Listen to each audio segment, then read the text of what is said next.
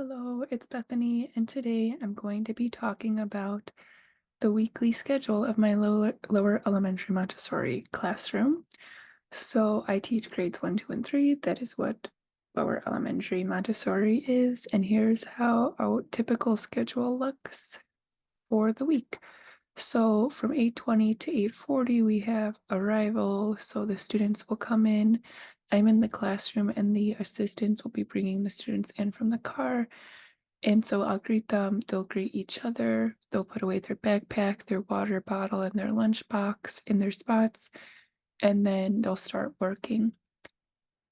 From 8:30 to 11:30 is a 3-hour work cycle. At 9 o'clock, I do a whole class cultural group. I do them different days. So one day I'll do science, one day I'll do history, one day I'll do geography, and one day I'll do botany. And then the next week I'll do zoology. So I change it botany and zoology each week. And then during that time, I'll also do grade level groups or small groups or individual presentations. And I'll show you how I do those in the next slide.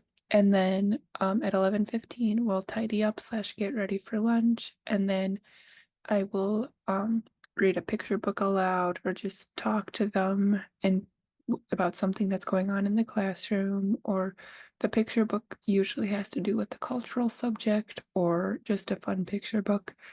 At 11:30 to 12:30, we'll do lunch and recess, and then at 12:30 to 12:45 to have them cool down, I will do chapter book read aloud, and at that time, I also let the students draw on a piece of paper. So I made a piece of paper that says Monday, Tuesday, Wednesday, Thursday, Friday, and it has a little box, and they can draw in it while I read, because that's actually from one of the Montessori books that she wrote herself. So when I read that, I was like, yes, I will do that, because sometimes students get a little bit um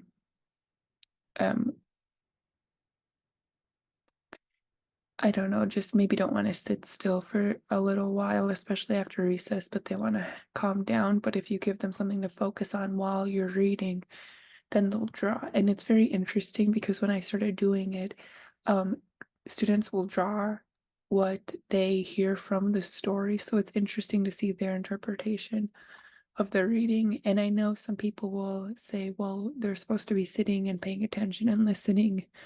Well, they're usually touching things on my shelf if I don't have them occupied with um, drawing while I read. And some students choose not to, and they'll sit and listen and stuff. And then from 12:45 to 2:30, we'll do more work time. Sometimes we'll do a whole group activity some days. And then we'll clean up for the end of the day, not necessarily putting works away because they can leave those out, but just putting our notebooks back, the portfolios, the pencils, things like that. And then from 2:30 to 3, we'll do silent reading work, and writing time. They write about their day in a journal at the end of the day, and then they also do reading work. I leave publishing work, and then silent read, they can pick a book once they finish those other two things. And then from 3 to 3:15, we'll go outside again or just do a little activity inside for end of the day recess. And then at 3:15 to 3:20, they'll gather their items to go home, and then we'll do dismissal. So how the students know what to work on is that they have a portfolio that has 7 daily works, and then math, language, and cultural. So the cultural work is the presentation I give in the morning. If they could do the one of the day, or they can pick a different one or do one they hadn't done yet, or they could write a report or something within the realm of cultural. And then math and language, I'll show you on the next slide, but these are the 7 morning works that also have math and language. So I know a lot of the students are getting their math and language work since they do multiple in a day. And the reading work is not on this work plan. There is other reading on the work plan in 2 days, 1 or 2 days, depending. We'll do a reading group, and then that will count as a language work. Then we do the Washika reading. Also Raz Kids is reading. And then yes.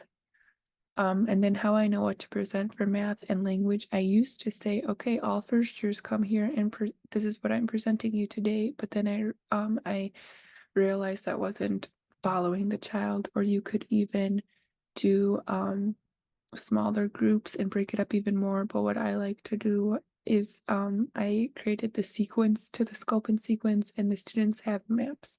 So once they finish one map, they'll get the next map, and it's at their own pace. And the students start asking me for presentations, which is my favorite part of it. So I don't have to plan math and language. I only plan the cultural ones.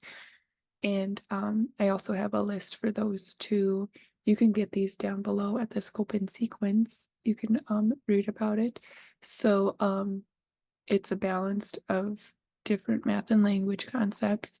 And so whatever they're on, the student will come up to me and say, hey, Miss Bethany, I need a dot game. Can you present it to me? And typically I'll say yes, or just hold on a second. If I'm working with a student or presenting something else, they know not to come up until I am ready or available to give a presentation. And you might be thinking, oh, that's a lot of presentations in a day. Trust me, it is so much quicker, and the students retain the information more if you just sit with them either one-on-one or two or three kids in a group, rather than like the 6 to 10 first years all in a group that half of them aren't even paying attention unless you sit down with them one-on-one. So that's how I present math and language. And again, those are during the morning work or afternoon work times, and that could be any day. So now I'll break it up. Monday follows the typical schedule, not too much different that I just showed you. On Tuesdays, though, I'll do a reading group. Those are usually grade level groups or reading level groups, where it's either chapter book reading or we'll read a short story with questions from it from another reading program.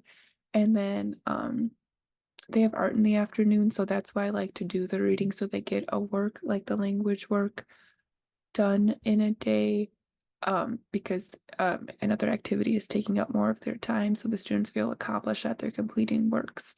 So each child, there's like 2 to 3 groups in the afternoon for art, and so they each get an hour, and it's very nice um, program. And then the reading buddies in the morning, they will go over to the early childhood classrooms and read with a kindergartner or a younger student that is ready to read, and those students will read to my students, and then my students say if they pass or not to their teacher, and then they come back.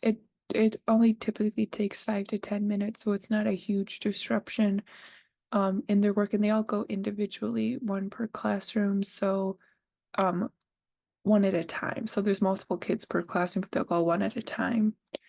And then it's a very nice program if you want to do it at your school or suggest it. You just say, hey, can my students come read to your early childhood students? And they'll say yes or no. And then Wednesday also follows a typical schedule. And then Thursday, again, we do a reading group because every other week we have gym in the morning for a half an hour, usually from 10:30 to 11 or a little bit later. And then last year was the first year we had Italian in the afternoon, and that was an hour. So the students, if we had gym and Italian, needed had less time to complete their work those days. So I would do another reading group with them. We'll see what happens with that schedule this year. And then on Friday, I typically don't do a cultural group, but I will do spelling checks, which the students get a list the previous Friday of spelling words. And then on Friday, I just have them write them out in grade level groups. I like to think about it more for the practical life of, oh, this is my responsibility. I have to go home and practice them. I don't do homework or anything. One, Montessori doesn't do homework, but two, I don't say, well, hey, write them 3 times each, this, that, or the other. No, I just say, however you want to study them at home, go ahead and do that. You don't have to turn anything in, and I'll just see how they spell them at the end of the week. Um, it's just for the accountability of it. And then we do reading buddies again on Friday. And then we will usually, before or while they're at lunch and recess, I will have the students um, put their portfolios back on Fridays. on the shelf we keep them on, and then I'll take out all their portfolios and their reading work from the end of the day or any other works they have and say, okay, when you come back from lunch and recess, we'll finish either your work plan or these reading work or other works. And then once most of the students are done with those, we'll do like a Friday activity. Sometimes it's building with paper, or I like to go out into the foyer, or it could even be done in the classroom and make a game board on the floor with paper. And the students have to answer some type of questions, like either math or language, and then hop or cultural or hop then hop to the next one. And then if they get it right, they can roll the dice and move along. I don't know, it's kind of fun. Or just other activities, maybe like a STEM activity or things like that. And then we send the work plan, or I send the work plans home on Friday so that the parents can say, oh, let's see what you did this week. And I encourage them to say, hey, what happened Tuesday? Like maybe it's all blank or, sometimes it would be interesting to hear the conversations with the parents and their students to see how they did for the week. But that's what a typical week looks like. I don't post the schedule anywhere. It's just this is happening. Sometimes the students will ask because students do like to know the schedule and what's happening. But again, it's Montessori, so it's the 3 hour work cycle where they're choosing what works to do with the guide of the work plan and the guide of the maps and the guide of myself and things like that. Okay, well, thank you for watching. Please sign up for my free Montessori hub of resources that you can use in your Montessori environments. There are over 15 plus items, including 453 printable math equation cards, 36 weeks for first and second level editing sentences, and so much more. Thank you for listening. Bye-bye.